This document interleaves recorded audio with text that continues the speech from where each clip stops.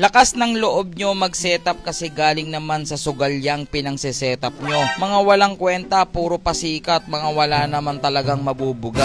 Aray ko, ang sakit mo naman magsalita, idol. So pa nagsisetup ng motor galing na agad sa sugal? Yes, aaminin ko sa inyo, nag-promote tayo dati ng sugal. Pero siguro hindi ko na matandaan kung gaano katagal na yun. Siguro mga 1 year and a half na. At ngayon, hindi na tayo nagpo-promote ng sugal. Kahit i-check mo tong page nating ito, wala ni isang sugal dito. Paano mo nasabi na sa sugal nang gagaling yung pinagsisetup natin?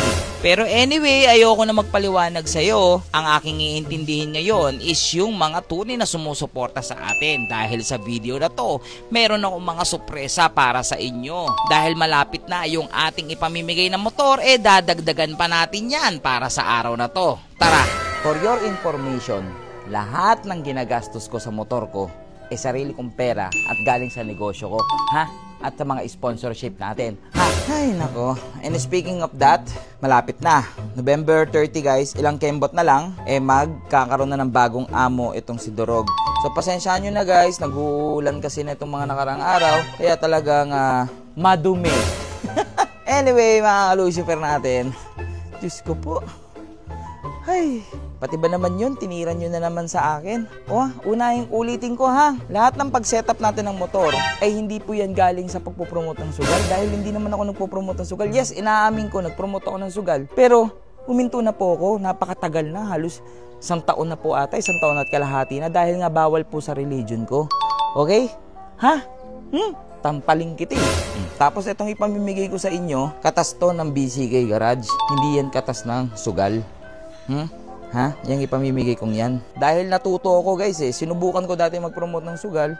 Pero kasi, pag mabilis mong nakuha, alam nyo na yun diba? Pero anyway guys, again, ayokong palakihin yung issue yan kasi marami akong content creator na nagpo-promote ng sugal. Ayokong masagasaan sila. Ayokong sabihin ba ako guys. Wala akong kaltokan kita So anyway, mga Lucifer, may pupuntahan tayo ngayon. Sa lahat ng manonood ng videong to, meron kayong sorpresa ngayon. Dahil nga, binash tayo ng basher. Galing daw sa O sige, papakita ko sa'yo kung ano yung mga pinagsisetup natin at kung bakit generous tayo mamigay. Okay? Dahil yan, mabuting tao tayo at may mga brands na nagtitiwala sa atin. So wait lang ha. Antayin nyo to. Tapusin itong video to. Marami akong sorpresa sa inyo sa mga manonood ng video to ngayon. So yun mga ka-Lucifer natin, nandito tayo ngayon. Siyempre, walang iba kundi sa Posh Motorcycle. Ayan. So like what I said, panoorin mo lang tong video to, may sorpresa ako sa inyo. Manood lang kayo, papasok na. Chip, mga bossing natin, Chip. Boss, bagong gupit ka boss ha. Yun yung bossing natin yun si bossing. Ayun pa yung isang mga boss Champion Tire. Bossing, shoutout sa'yo bossing. Ay. Boss Lucio. Damit na naman to Matutuwa na naman mga mekaniko nito sa shop. May damit na naman sila. Yan, para pag binablog natin sila, mga brand natin yung dala nila, di ba? Tapos, from Boss Lucio, Posh Cavite. Ay, pang promotion to. Off free. Hindi ko pa alam kung ano to. Check na lang natin to sa shop. By the way, ito, ano naman to? KYB, for Boss Lucio rin. Ha? Ngayon mo sabihin sa akin na galing sa sugal yung mga ginagamit kong pampiyesa. Kaltokan kita So, yon mamimili muna tayo. Siyempre, pag bumibili tayo dito, hindi mawala itong sealant. Sealant lang malakas. Champion Tire. Kasi guys, subok na to. Napakaganda nitong Champion Tire na to na sealant. Sa lagayan pa lang, panhalo na Hindi tinipid, pero tinarantado. Joke lang. Tignan nyo guys. Di ba? Lalagyanan pa lang. Panalo na. Tapos 40 pesos lang yan dito sa, sa Posh. So ngayon, sabi ko di ba mamimigay ako.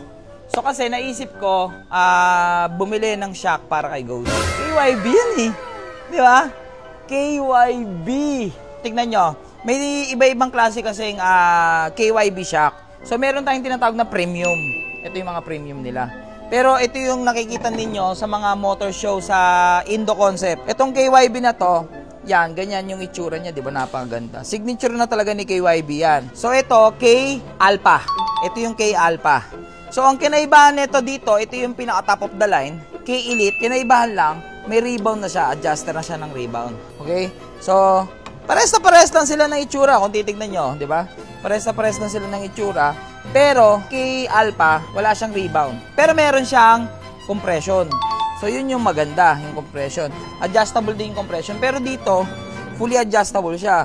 So, may preload, may compression, may rebound. O, diba? Kaya kompleto. Kaya siya tinawag na K-Elite. So, ngayon, dahil solid kayo, lagi kayo nanonood ng mga video natin, ilan ang shock ng click? Isa lang. Malamang, nag-iisip ka pa. Isa lang. Pero dalawa ang kukunin ko ngayon na K-Elite. Ay, di. Mawawalan ako ng budget. Isang K-Elite kay Ghost, K-Alpha para sa inyo. Sa lahat ng mga supporter natin na sumusuporta kay Ghost. Kasi sinasabi nyo, lagi basher na lang pinapansin ko. Guys, pinapansin ko kayo lahat. Mahal na mahal ko kayong lahat. So ngayon, kukuha tayo ng Click K-Alpha Black. Ayun o. Ayun o. Oh, kita nyo ba yan? Click K-Alpha. Fresh from the bat yan. Ito para sa inyo to. Regalo ko to sa inyo.